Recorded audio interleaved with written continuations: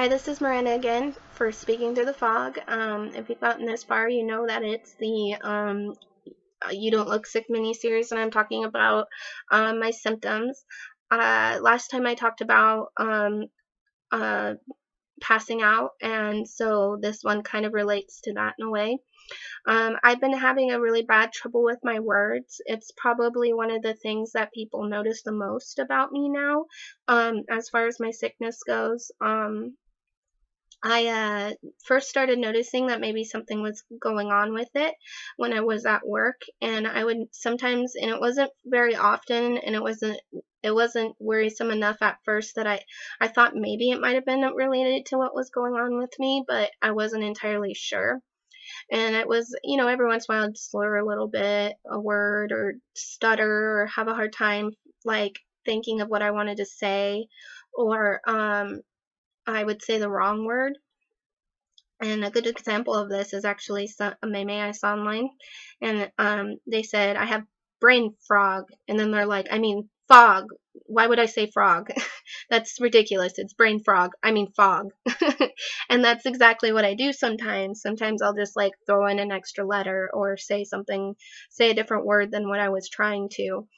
And at first it wasn't often enough to be really worrisome. Like I said, it was more just embarrassing. People would kind of laugh and be like, oh, you said that wrong, ha ha ha ha, and I'd be like, well, I knew what I was talking about. I don't know why I said it that way. And then it started happening more and more frequently, and people started spreading rumors like that I like to use words that I didn't understand or know how to pronounce.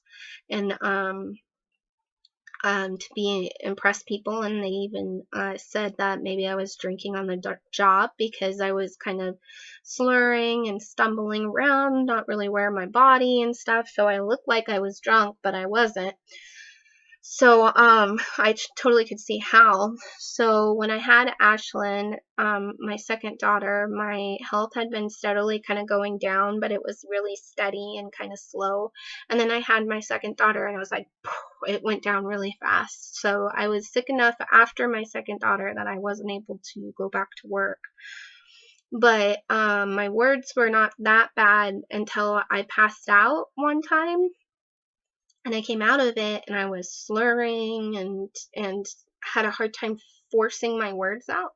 I could think of the word of what I wanted to say, but actually getting it from my brain to being in the physical world, to my mouth, to speak, I was just forcing these words out like I, and it was really worrisome to my family. They were like, "Oh my God, what is this? You must have had a stroke. You need to go to the hospital." I did not want to go to the hospital. Hospitals are worthless. I still think that I would probably rather die than go to a hospital at this point, because I would probably wind up dying there with as much care as they would give me. Um, so I fought him about it, but I wound up going because they asked me to, and that was one of the bad experiences where they told me it was all in my head and I didn't have a stroke, which was good, but I came home crying because I honestly felt like I was having an emergency and they didn't do anything about it. So I since then my words have been really, really bad. I have a really hard time with them. So recently there was this movie called Zootopia, and they show these sloths in a DMV, and the bunny, who's fast, he's going, I am glad to meet you. And the bunny's like going, I am glad to meet you, like trying to fill it in so he can hurry. And people do that with me. So I'm like struggling to speak. I'm struggling to remember what I'm going to say. And then they're trying to fill it in for me. Like, for example, I went to the vet one time and I was trying to tell the vet that I was going to come back a little bit later to pick up my dog because I needed to go to Wajimaya, but I couldn't remember Wajimaya, so I was like, I've got to go. I it's the store, it's down the way, and the person's like trying to, is it this, is it that? And I'm like going, no, no, no. And then I'm like, they're derailing my thought because they're shouting all these other stores at me, and then all I can do is focus on those stores, and I'm like, it's not helping. But it's so hard because talking to me takes so long. It's like you have to have the patience of like a Zen Buddhist monk to even talk to me half the time, because you you're just like, get to the point. Oh my god, she lost her train of thought again. I mean, I'm gonna have to remind her. Or she, um see, here I am doing that again. Just problems in general with all of that stuff. I also tend to ramble, and that's kind of annoying to people. I I so we'll be talking, and one person will say their part, and they're talking, and then something they says sparks something in my brain, which is really important because my brain is like fog all the time. So if I pull a piece of information out, I'm like, oh cool, this applies to the situation. So I sit there like focused on it, going, this is what I want to say, this is what I want to say, this is what I want to say. So like you can almost tell when I'm looking at you that I'm not necessarily listening entirely to what you're saying. And it's because I have a hard time doing this like multitasking. And I'm trying really hard to remember what I'm going to say and listen to you, but it's really hard because most people don't understand that they have this natural ability. And it kind of is one of those other things. So earlier I said how people don't understand they have this natural ability to go into a store and look at a shelf and see it all as a big picture, and I don't. The one other thing they don't understand is the ability that they're taking for granted is the inner maintain a flow of conversation by um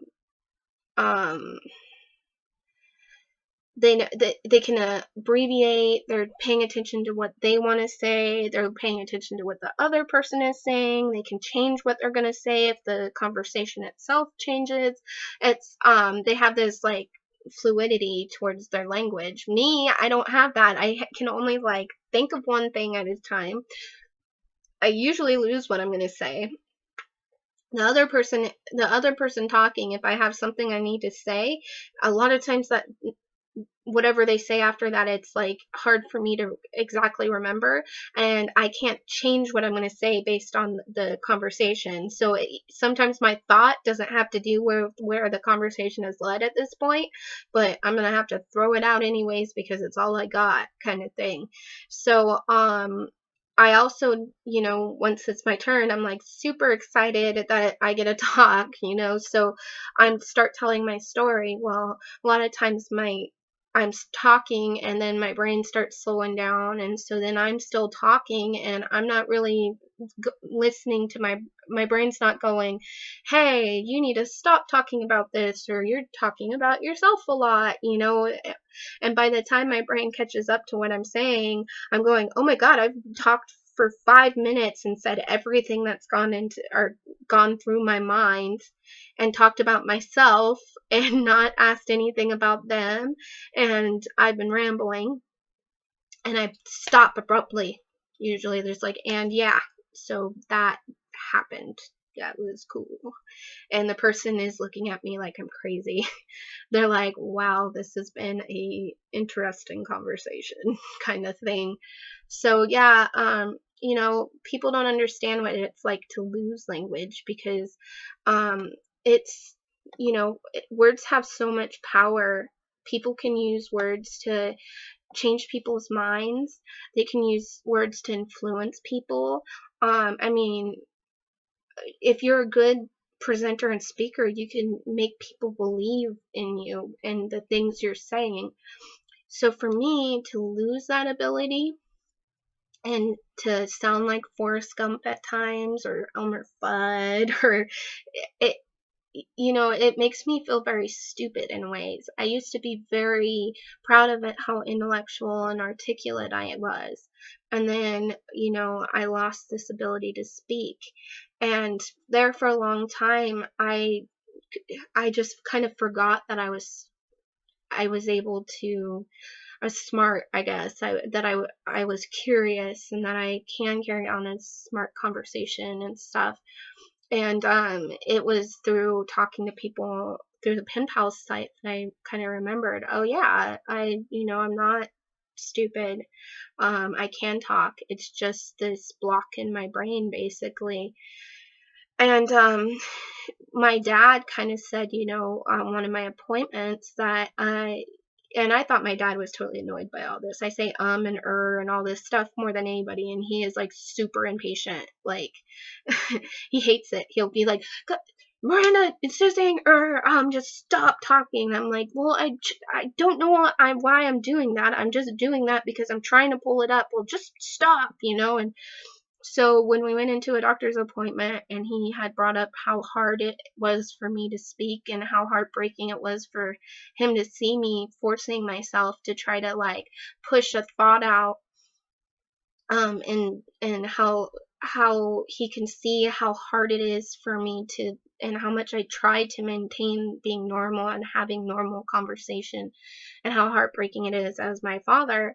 I was like, oh my gosh, like people see and understand and know what I'm going through. I can't believe that. Like, I thought I was doing pretty well, but I guess people do see how bad it is. So yeah, that is one of my longer explanations into a symptom, and it's only because it's kind of something big for me. So next time I will be talking about another symptom, and I will see you for more Speaking Through the Fog.